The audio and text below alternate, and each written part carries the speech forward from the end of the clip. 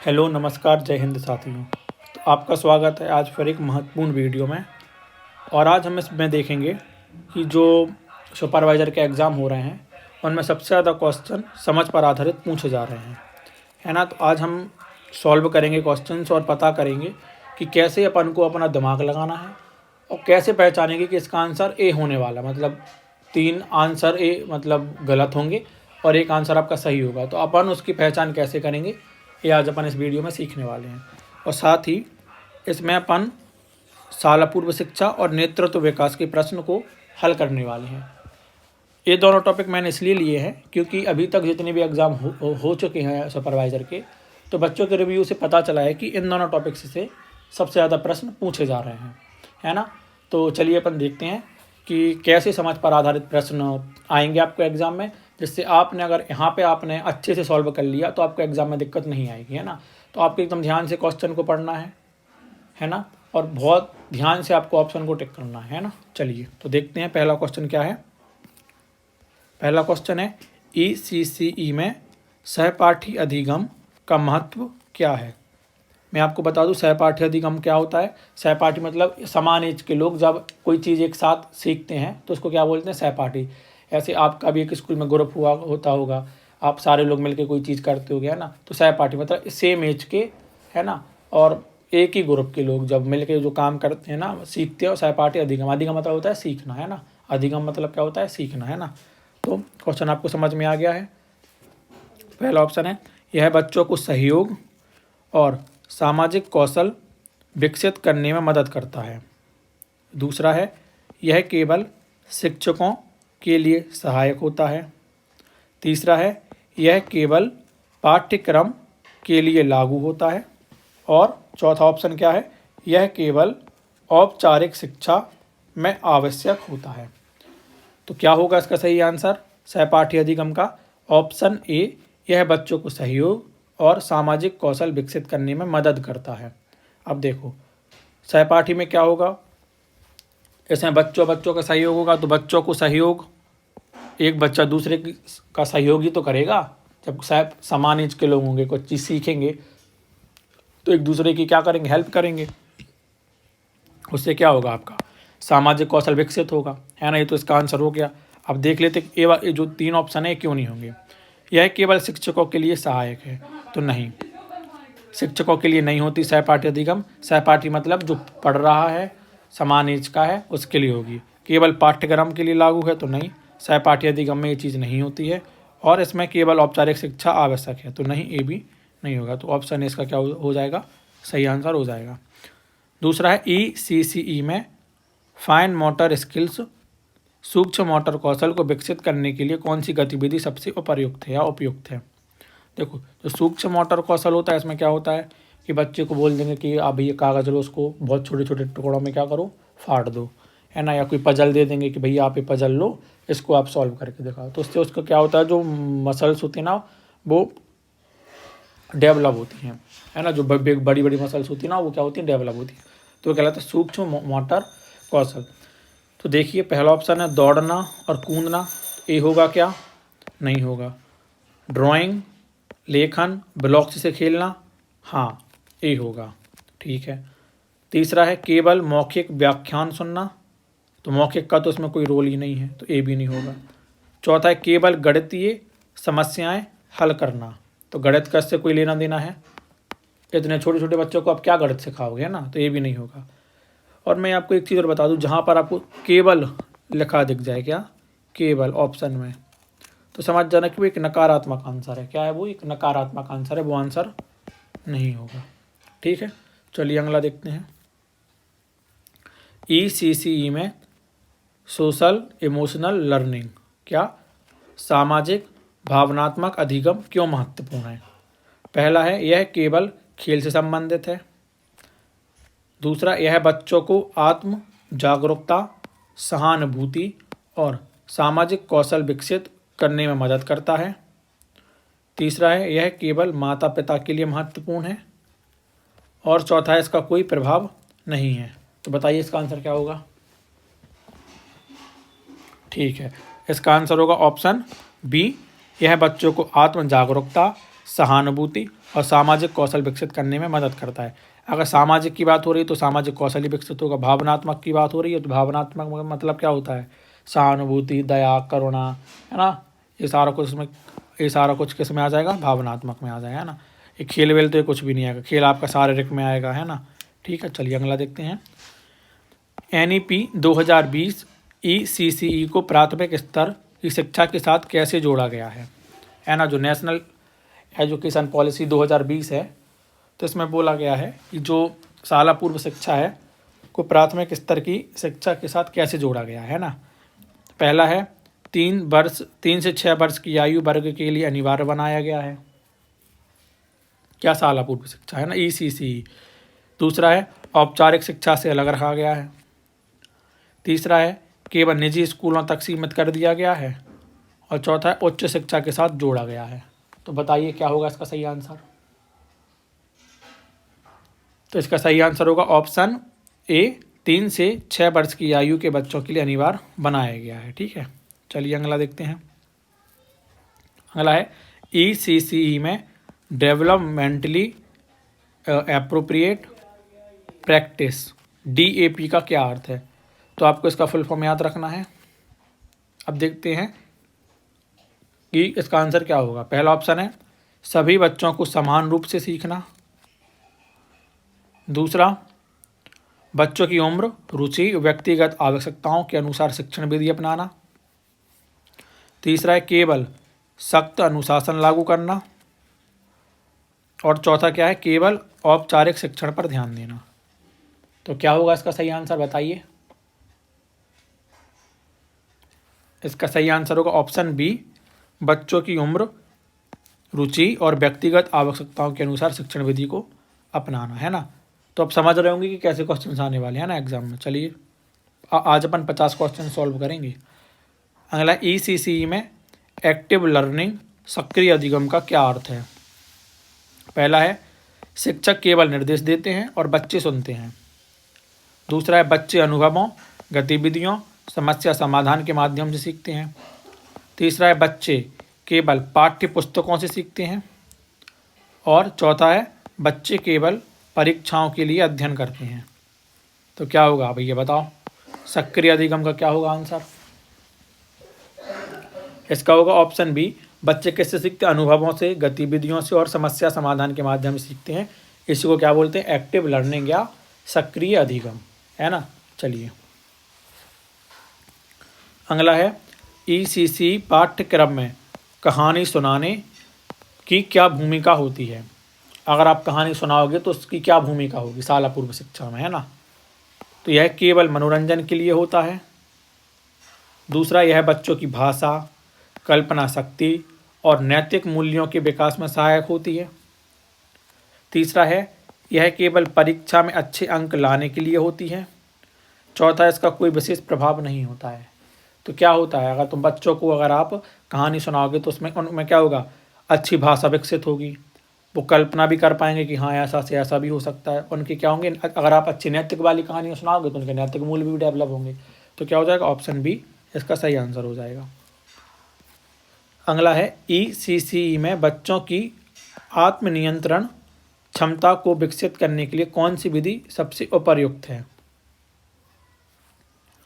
आत्मनियंत्रण की, है ना। सबसे पहला सख्त कानून लागू करना। दूसरा है सकारात्मक मार्गदर्शन और समस्या समाधान के अवसर प्रदान करना। तीसरा है बच्चों को पूरी स्वतंत्रता देना। चौथा है केवल दंड। तो ये दोनों तो आपका ए और बी तो आपका पूरा नेगेटिव हो गया, क्योंकि दंड हो गया, सख्त कानून हो गया, ये चीज़ नेगेटिव में आती है ना। तो ये दोनों तो होंगे नहीं। अब बच्चों को अगर आप पूरी स्वतंत्रता दे दोगे तो भैया ये भी गलत बात हो जाएगी। तो क्या होगा, सकारात्मक मार्गदर्शन और समस्या समाधान के अवसर प्रदान करना, है ना। अगला है बच्चों में के प्रारंभिक विकास में माता पिता की भागीदारी क्यों महत्वपूर्ण होती है। पहला, क्योंकि माता पिता शिक्षकों को नियंत्रित कर सकते हैं। दूसरा, क्योंकि इससे बच्चों के घर और स्कूल के वातावरण में निरंतरता बनी रहती है। तीसरा, क्योंकि माता पिता केवल अनुशासन लागू कर सकते हैं। चौथा, क्योंकि माता पिता बच्चों के खेल में हस्तक्षेप कर सकते हैं। तो प्रारंभिक विकास में क्या होगा, क्या होगा? ऑप्शन बी, क्योंकि ये बच्चों के घर में और स्कूल के जो वातावरण है उसमें क्या बनाएंगे? वो निरंतरता बनाए रखेंगे, है ना। चलिए अगला देखते हैं। ECCE में zone of proximal development ZPM की अवधारणा किस मनोवैज्ञानिक द्वारा प्रस्तुत की गई? किसकी? जोन ऑफ प्रॉक्सिमल डेवलपमेंट किसने दिया था ये? तो पहला ऑप्शन है जीन पियाजे, दूसरा है वाइगोत्स्की, तीसरा है स्किनर, चौथा है थॉर्नडाइक। तो क्या होगा इसका सही आंसर? Option B Vygotsky. तो वाइगोत्स्की ने क्या दिया था? ZPD अवधारणा दी थी। किसने? वाइगोत्स्की ने, है ना। चलो अगला देखते हैं। निम्नलिखित में से कौन सा तत्व प्रारंभिक बाल्यावस्था देखभाल और शिक्षा में समग्र विकास होलिस्टिक डेवलपमेंट को सुनिश्चित करता है? समग्र विकास क्या होता है? समग्र विकास मतलब उसका सामाजिक, सांस्कृतिक, भाषात्मक, है ना, संवेगात्मक, सब प्रकार का अगर उसका विकास हो जाए तो वो कहलाता है आपका समग्र विकास, है ना। तो देखते हैं पहला ऑप्शन, केवल औपचारिक शिक्षा पर ध्यान देना। मैंने आपको पहले बताया था कि अगर केवल वर्ड आ जाए तो वो आंसर कभी हो ही नहीं सकता। दूसरा, खेल, कला, भाषा, संज्ञानात्मक, भावनात्मक विकास को बढ़ावा देना। तीसरा, केवल गणित, विज्ञान पर ध्यान केंद्रित करना। चौथा है केवल अनुशासन और शक्ति लागू करना। तो बताओ क्या होगा?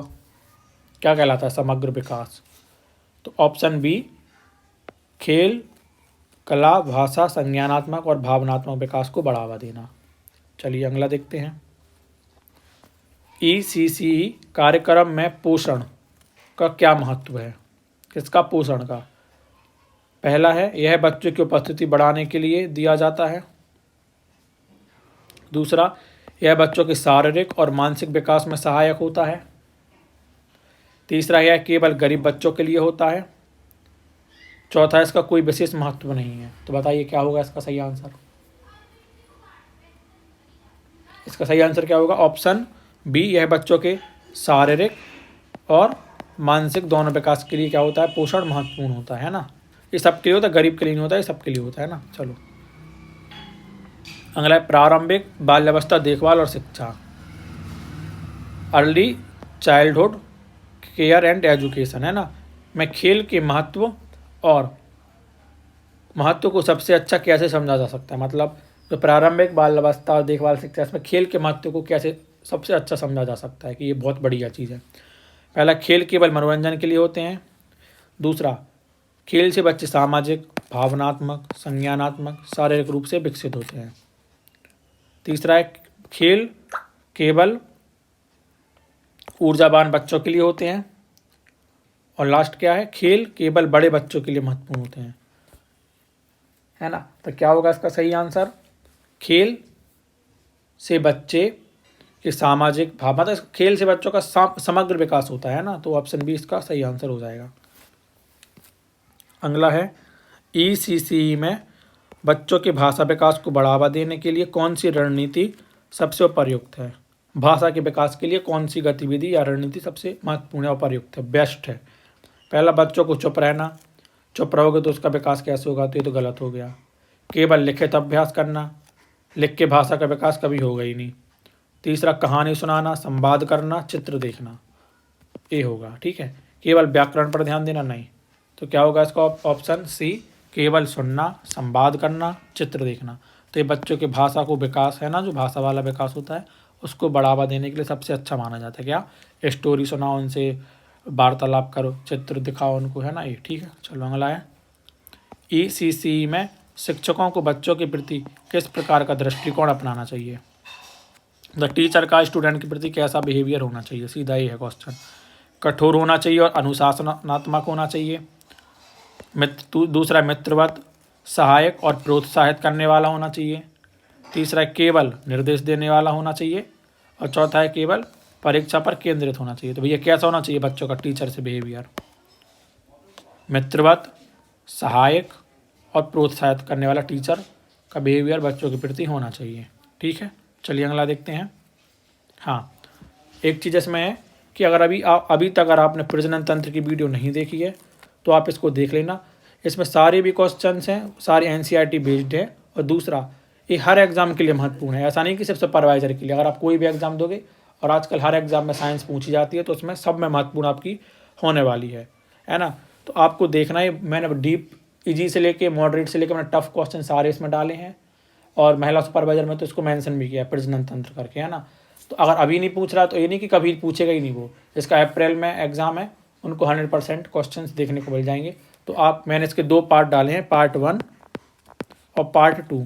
तो आपको दोनों ही वीडियो देख लेनी है ना। चलिए अगला देखते हैं। निम्नलिखित में से कौन सा कारक ECCE में प्रभावी शिक्षण को प्रभावित करता है? पहला है बच्चों की सामाजिक और आर्थिक पृष्ठभूमि। दूसरा है केवल शिक्षकों का वेतन। तीसरा है केवल स्कूल का स्थान। चौथा है केवल कक्षाओं की संख्या। तो क्या होगा इसका सही आंसर? ऑप्शन ए, बच्चों की सामाजिक और आर्थिक पृष्ठभूमि, है ना। चलिए अगला देखते हैं। ECCE के अंतर्गत कार्य करने वाले आंगनवाड़ी केंद्रों में मुख्य रूप से कौन सी गतिविधियां कराई जाती हैं, है ना। तो ये बोल रहा है कि आंगनवाड़ी में कौन कौन सी गतिविधियां होती हैं। पहला है केवल पाठ्य पुस्तकों से अध्ययन होता है। दूसरा है केवल गणित और विज्ञान की शिक्षा दी जाती है। तीसरा है खेल, रचनात्मक गतिविधियां, कहानी सुनाना और सामाजिक विकास होता है आंगनबाड़ियों में। कि केवल अनुशासन और व्यवहारात्मक सुधार होता है। क्या होता है? तो क्या होता है आंगनबाड़ियों में? बच्चों को खेल, रचनात्मक गतिविधियां, कहानी सुनाई जाती है, जैसे बच्चों को क्या हो, विकास हो, है ना। चलिए अगला है ECCE कार्यक्रम में खेल आधारित शिक्षण क्यों महत्वपूर्ण माना जाता है? कौन सा? खेल आधारित शिक्षण। तो मैंने आपको बताया था, गेम से क्या होता है, बच्चों का समग्र विकास होता है। क्या होता है? समग्र विकास होता है ना। तो ऑप्शन बी इसका सही आंसर हो जाएगा, क्योंकि यह बच्चों के मानसिक शारीरिक विकास को क्या करता है, बढ़ावा देता है। चलिए, अगर आपको ये पसंद आ रहा है तो आप इसको लाइक कीजिए, कमेंट कीजिए और चैनल को सब्सक्राइब भी कीजिए, है ना, जिससे आपको और आने वाली वीडियोस मिल सके। अगला क्या है? ECCE बच्चे के समग्र विकास का मुख्य उद्देश्य क्या होता है? तो समग्र विकास का क्या होगा, मैंने आपको बताया था, शारीरिक हो, मानसिक हो, भावनात्मक हो, संवेगात्मक हो, जितने भी हो सारा कुछ, है ना। तो पहला क्या है, केवल शैक्षिक विकास पर ध्यान देना तो ये नहीं होगा। दूसरा केवल शारीरिक विकास, केवल नहीं, इसके साथ और भी चाहिए। दूसरा संज्ञानात्मक, सामाजिक, भावनात्मक, शारीरिक विकास को बढ़ावा देना, ये हो जाएगा। चौथा है केवल भाषा और गणितीय कौशल, तो ये भी नहीं होगा। तो ऑप्शन क्या, इसका आंसर सही है, क्या होगा? ऑप्शन सी, संज्ञानात्मक, सामाजिक, भावनात्मक और शारीरिक विकास को बढ़ावा देना, है ना। अगला है निम्नलिखित में से कौन सा सिद्धांत प्रारंभिक बाल्यावस्था देखभाल और शिक्षा में सबसे अधिक प्रभावी माना जाता है? तो कौन सा है सिद्धांत जो ECCE में सबसे अधिक प्रभावी माना जाता है? पहला ऑप्शन है इसमें सजा और अनुशासन का सिद्धांत। दूसरा है अधिगम के व्यवहारवादी सिद्धांत। तीसरा है खेल और अनुभव आधारित अधिगम का सिद्धांत। और फोर्थ है केवल औपचारिक शिक्षण का सिद्धांत। तो बताइए इसका सही आंसर क्या होगा? इसका सही आंसर क्या होगा? ऑप्शन सी, खेल और अनुभव आधारित अधिगम का सिद्धांत, है ना। चलिए अगला देखते हैं। अगला, आंगनवाड़ी कार्यकर्ताओं को नेतृत्व में किस प्रकार की नवाचार रणनीतियों को अपनाना चाहिए? आप अपन नेतृत्व वाले करने लगे सॉल्व, है ना। पहला है केवल पारंपरिक तरीकों पर निर्भर रहना चाहिए। दूसरा, समुदायों की ज़रूरतों के अनुसार जागरूकता कार्यक्रम और नई पहल शुरू करना। तीसरा है केवल सरकारी दिशा निर्देश तक सीमित रहना। चौथा, केवल अपने व्यक्तिगत अनुभव का उपयोग करना। तो बताइए क्या होगा इसका सही आंसर? इसका होगा ऑप्शन बी, कि समुदाय की जो ज़रूरत है उसके अनुसार जागरूकता कार्यक्रम कीजिए और नई पहलों को क्या कीजिए, आप शुरू कीजिए, है ना। चलिए अगला है, आंगनवाड़ी कार्यकर्ता नेतृत्व के माध्यम से ग्रामीण महिलाओं को कैसे सशक्त बनाती हैं, है ना। तो पहला है केवल उनके बच्चों की देखभाल करके। दूसरा है उन्हें पोषण, स्वास्थ्य, शिक्षा के महत्व के बारे में शिक्षित करके। थर्ड है केवल सरकारी योजनाओं को जानकारी देकर। और फोर्थ है बच्चों के लिए गतिविधियों आयोजित करके, है ना, जो गतिविधियां होती हैं उनका आयोजन करके। तो क्या होगा इसका आंसर सही, बताइए। तो इसका सही आंसर होगा उन्हें पोषण, स्वास्थ्य और शिक्षा के महत्व के बारे में शिक्षित करके, है ना, ग्रामीण महिलाओं को, तभी वो क्या होंगी, सशक्त होंगी। अगला है ECC में बच्चों के अनुसंधान आधारित अधिगम को बढ़ावा देने के लिए कौन सा दृष्टिकोण सबसे प्रभावी है। तो आपको बताना है कि जो अनुसंधान आधारित अधिगम है उसको बढ़ावा देने के लिए कौन सा दृष्टिकोण सबसे प्रभावी है। पहला है बच्चों को नए विचार को स्वयं खोजने के अवसर देना।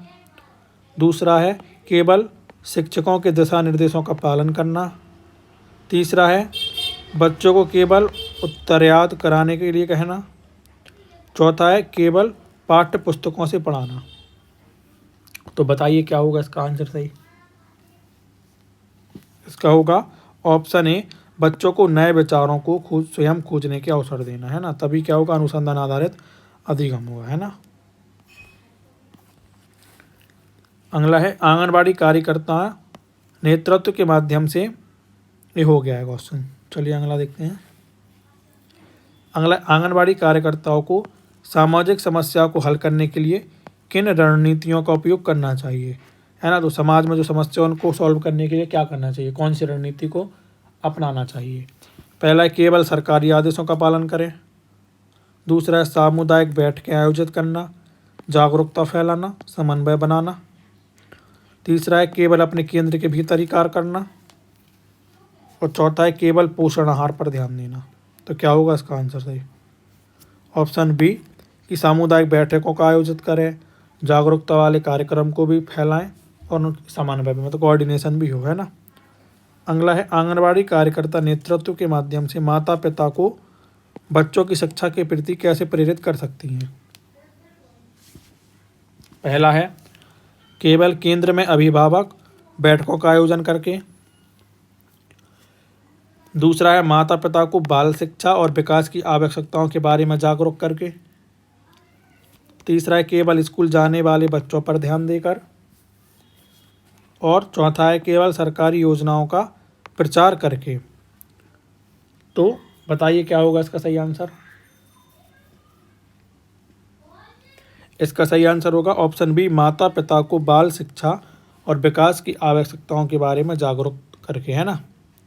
चलिए अगला देखते हैं। आंगनबाड़ी नेतृत्व में सबसे बड़ी चुनौती क्या हो सकती है। चुनौती पूछे कि सबसे बड़ी कौन सी हो सकती है। पहला है केवल सरकारी दस्तावेज तैयार करना।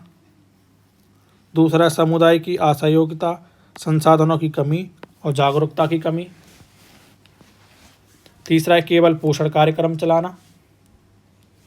और चौथा है केवल बच्चों की संख्या बढ़ाना। तो क्या होगा इसका सही आंसर।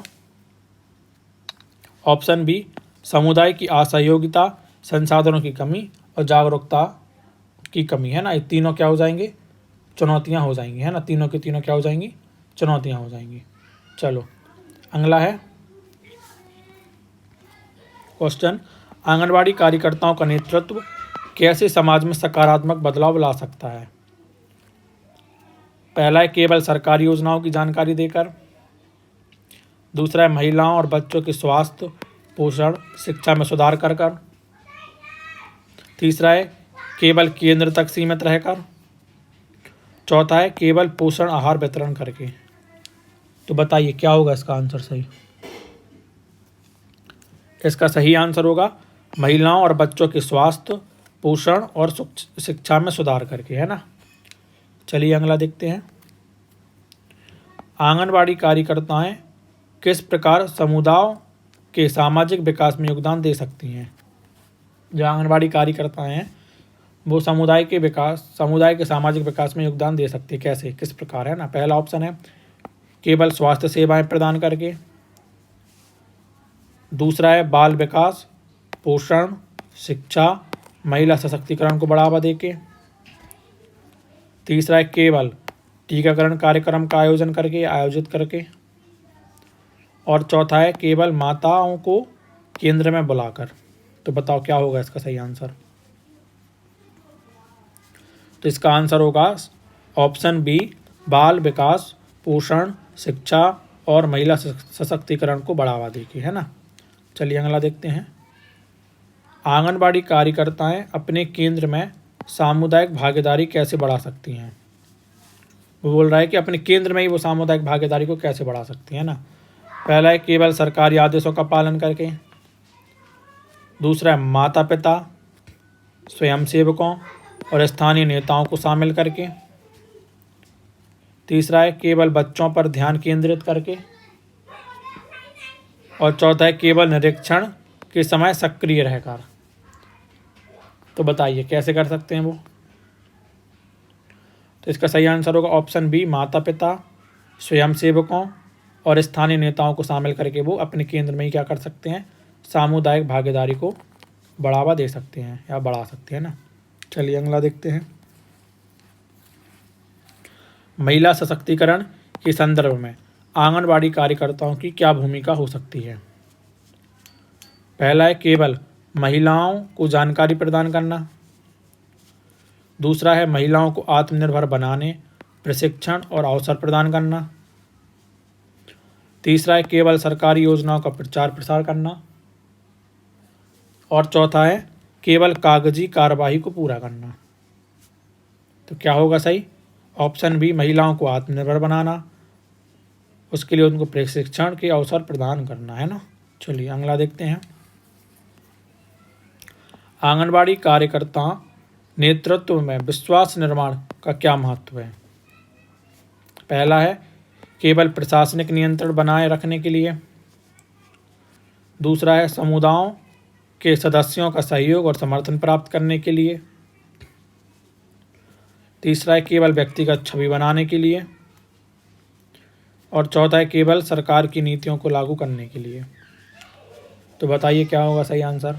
क्वेश्चन पूछा है कि नेतृत्व में विश्वास निर्माण का क्या महत्व है। तो इसका आंसर सही होगा ऑप्शन बी, समुदाय के सदस्यों का सहयोग और समर्थन प्राप्त करने के लिए, है ना। अगला है आंगनबाड़ी कार्यकर्ता किस प्रकार टीम वर्क को बढ़ावा दे सकती हैं। पहला है केवल अपने व्यक्तिगत कार्यों पर ध्यान देके। दूसरा है सहयोगी दृष्टिकोण अपनाकर और समुदाय और सहकर्मियों को साथ जोड़कर। तीसरा है केवल दिशा निर्देश देकर। और चौथा है केवल अपने वरिष्ठ अधिकारियों के आदेश का पालन करके। तो बताइए क्या होगा आंसर। तो इसका सही आंसर होगा ऑप्शन बी, सहयोगी दृष्टिकोण अपनाकर और समुदाय और सहकर्मियों को साथ जोड़कर। चलिए अगला देखते हैं। सहयोगात्मक नेतृत्व में आंगनबाड़ी कार्यकर्ताओं की क्या भूमिका होती है। पहला ऑप्शन है केवल व्यक्तिगत निर्णय लेना।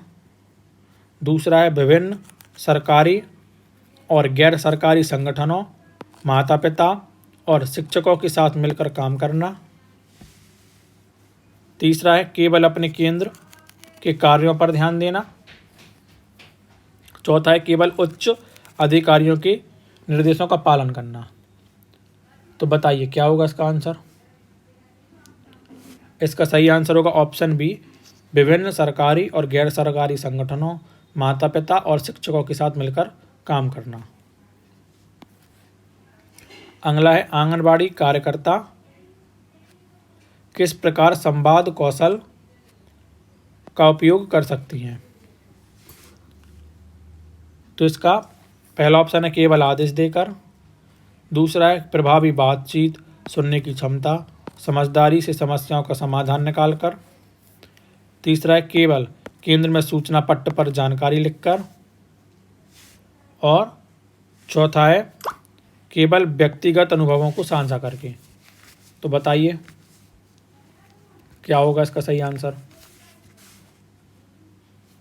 इसका सही आंसर होगा ऑप्शन बी, प्रभावी बातचीत, सुनने की क्षमता और समझदारी से समस्याओं का समाधान करने के लिए। चलिए अगला देखते हैं। नेतृत्व के कौन से सिद्धांत आंगनबाड़ी कार्यकर्ताओं के लिए सबसे अधिक उपयोगी हैं?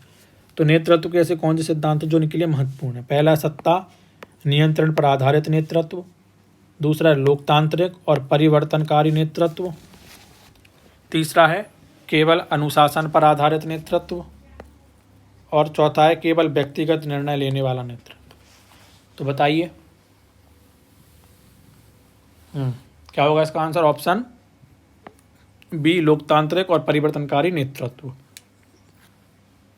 अगला है, एक आंगनबाड़ी कार्यकर्ता को प्रभावी नेतृत्व के लिए किस प्रकार के दृष्टिकोण को अपनाना चाहिए? किसके प्रभावी नेतृत्व के लिए?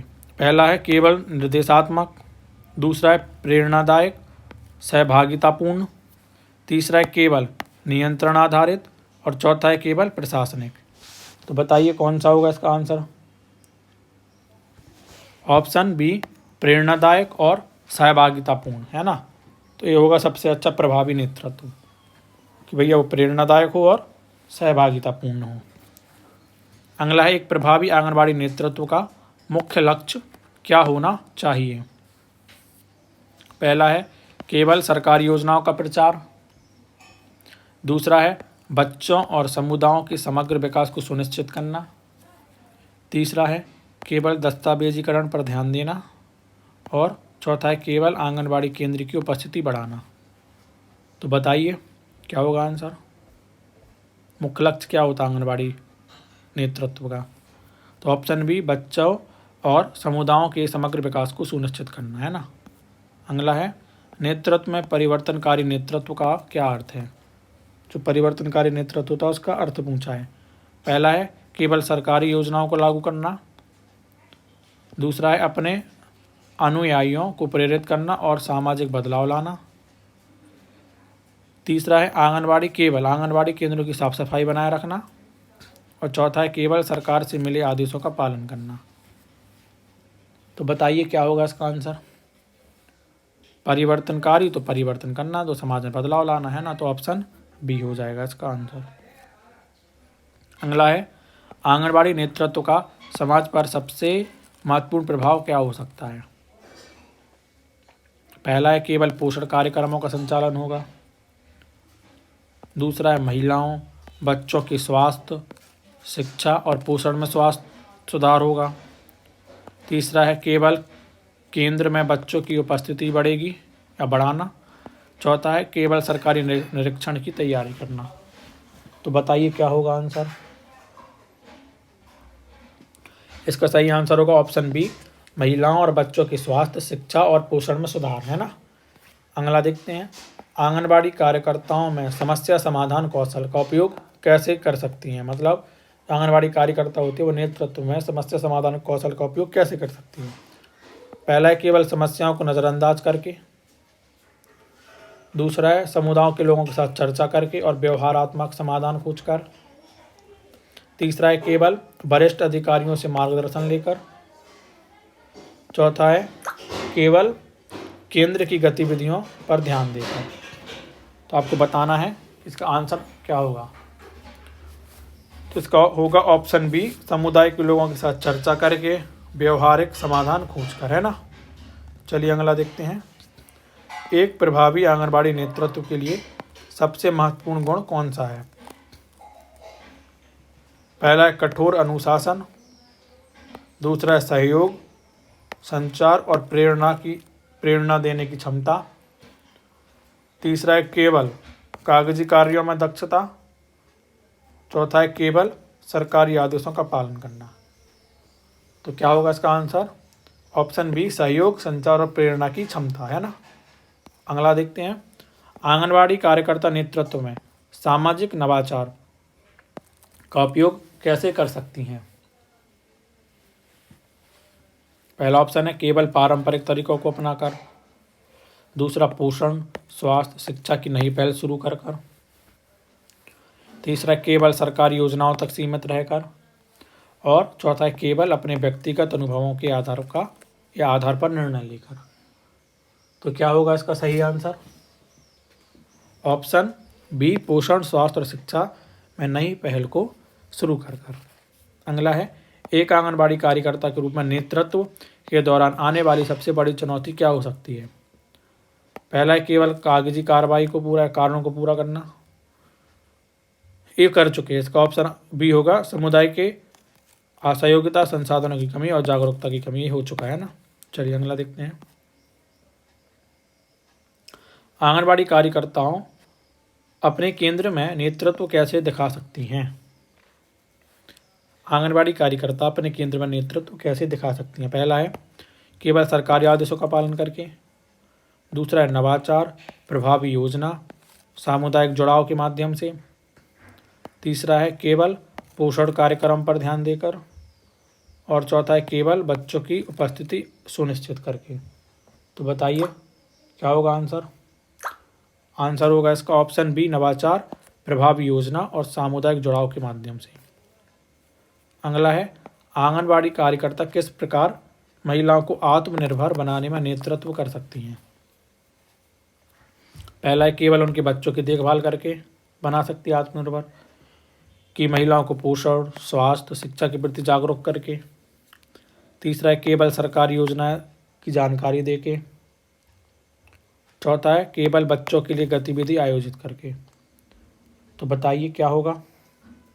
तो ऑप्शन बी महिलाओं को पोषण, स्वास्थ्य और शिक्षा के प्रति जागरूक करके, है ना। अगला है एक आंगनबाड़ी कार्यकर्ता का प्रभावी नेतृत्व केंद्र के विकास में कैसे योगदान देता है? किसके केंद्र के, जो उसका केंद्र होता है उसके विकास में कैसे योगदान देता है ना। पहला है केवल रिपोर्ट तैयार करके, दूसरा है बच्चों और माताओं के स्वास्थ्य में सुधार लाकर, तीसरा है केवल निरीक्षण प्रक्रिया को आसान बनाकर, और चौथा है केवल केंद्र की सफाई बनाए रखकर। तो बताइए क्या होगा?